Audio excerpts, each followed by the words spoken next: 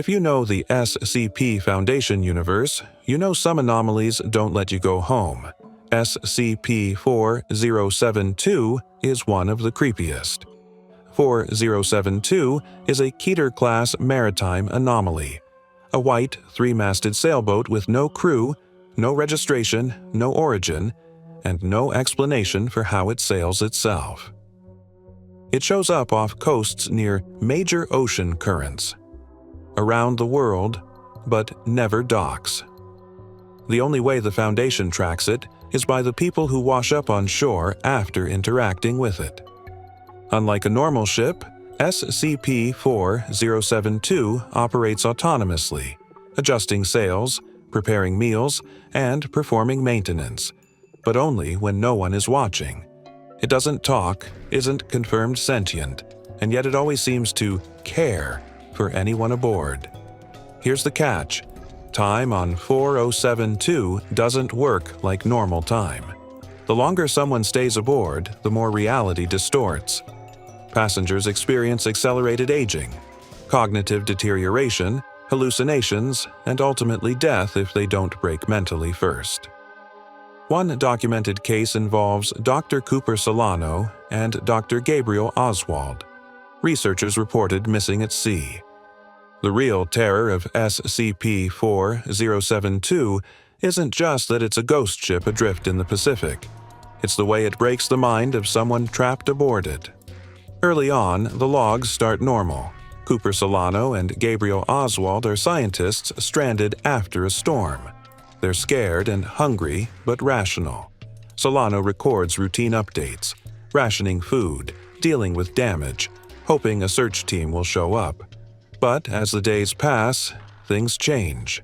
Their food supply runs out, and then Gabriel dies, and Solano's tone collapses into raw panic and guilt, accusing the Foundation, anyone who might hear him, of being responsible. What's chilling here? Solano's descent is not sudden, it's layered. He spirals from rational updates into desperation, then into hallucinations.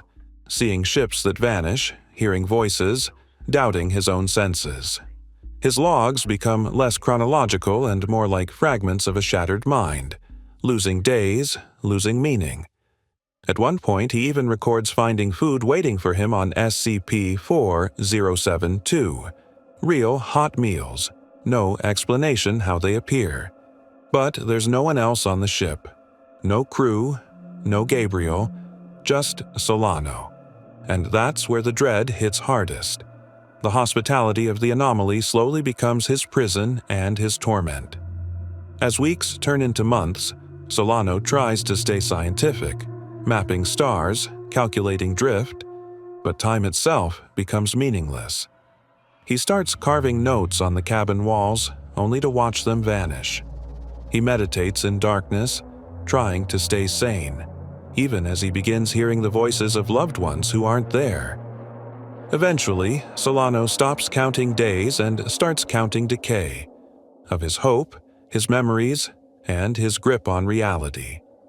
His logs move from observation to plea.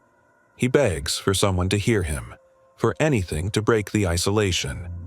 Then, the final transmissions turn hauntingly short, silence with only splashes and distant murmurings.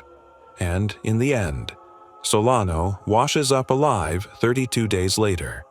But he's aged 73 years, his mind damaged irreversibly, memories shattered. Oswald is never found, presumed lost to whatever warped time aboard SCP-4072 unleashed. The anomaly doesn't attack physically. It erodes time, sanity, and hope. It leaves behind a living corpse with nothing but fractured logs and the echo of a man who thought he'd get home. Follow for more SCP Deep Dives.